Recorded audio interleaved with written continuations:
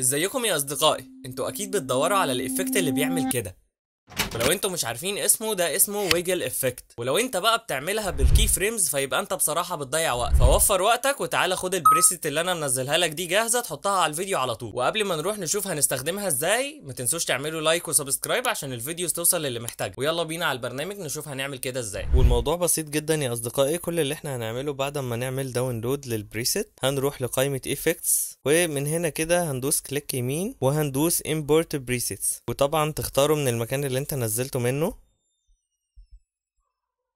هندوس عليه كده هيفتح لنا الفايل ده. هنفتح الفايل ده، نختار A او B ونسحبه ونحطه على اللاير بتاعنا، وبس كده يكون اتعمل.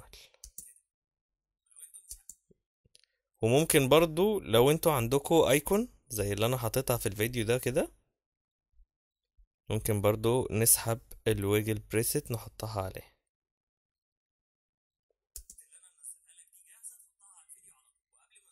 هتلاقوها بتتهز كده.